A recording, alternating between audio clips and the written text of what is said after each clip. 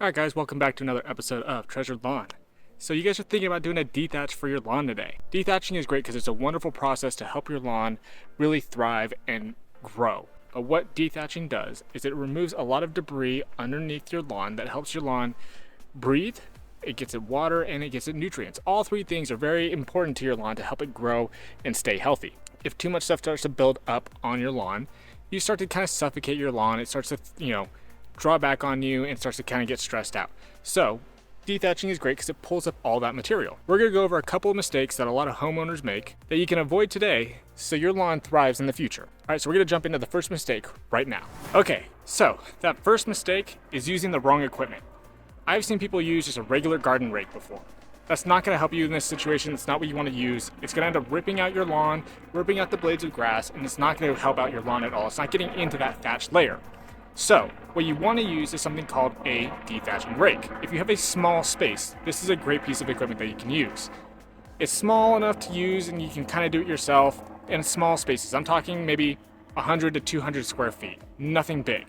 Now, if you have something larger than that, you want to go ahead and go with something kind of like a Sunjoe or a Greenworks power rake or dethatcher. This is a great piece of machinery. It comes with little tines that the machine rotates around and it gets into that soil level and brings up all that debris and nastiness underneath the lawn, helps it breathe, helps it grow, and it's gonna pull up all this dead material that's kind of in there suffocating your lawn. Now, if you have something bigger than that, I'm talking like acreage, all right, you can rent or buy a powered dethatcher, which has more of like these flailing blades that go around, and that'll pull up material as well. It's something bigger, more industrial that you can use for larger spaces. These are the types of machines that you're going to want to use that are going to help make your lawn grow and stay vibrant. Another mistake a lot of homeowners make is dethatching at the wrong time. This could mean dethatching at the wrong time of the year for your growing season, or dethatching if your lawn is not set up for success. So let's say you have a cool season lawn like myself. The best time to dethatch is in the spring or fall, right? Those when your lawn is in its growing season. But if my lawn is wet, I do not want to dethatch. It'll rip out the grass, it'll rip the blades, and that's not what you want to do. Additionally, if it's too hot out, right? If it's over maybe 85, 90 degrees, I don't want to dethatch because that can cause more problems and more stress to my lawn than I already have. So making sure you're dethatching at the right time of the year is pivotal.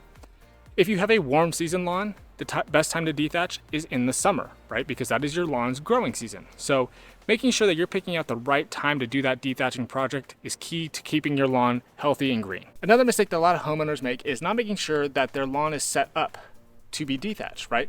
You need to mow your lawn as low as you kind of comfortably can without scalping it or taking off more than that 1/3 rule. So that way you're not ripping up too much grass. If the grass is too long and you try to dethatch it, you're going to start ripping up good blades of grass, which you don't want to do, right? So making sure that you kind of get a nice low mow, making sure that everything is good, and then go ahead and do that dethatch right afterwards is going to set you up for success. So setting up your lawn to take on a dethatching project is key to making sure that everything stays healthy all the way through. Another mistake a lot of people make is if you put down a pre-emergent on your lawn for the season, you should not dethatch that lawn. What you're going to do is you're going to rip away that barrier that you created for that pre-emergent, and then you're going to have another bunch of weed pressure coming in. This typically is going to happen mostly in the springtime. You won't necessarily see this too much in the fall, but if you have put down a pre-emergent and you decide to dethatch, just be aware that you are going to basically remove that barrier that you created and allow weed pressure to come in. So just something to kind of keep in mind. All right, guys, another common mistake people tend to make when doing the dethatching process is they forget to do what you need to do afterwards, which is give the lawn some fertilizer, all right? Fertilize it, give it some water, and let it recover. You just stressed it out, give it some food and nutrients, and then allow it to bounce right back. If you do that, it is going to bounce back so much faster. That is the one biggest mistake I tend to see most often is people will dethatch their lawns and then just be like, okay, well, it's going to come back. I mean, yeah, sure, it can, but don't you want to help it out a little bit along the way?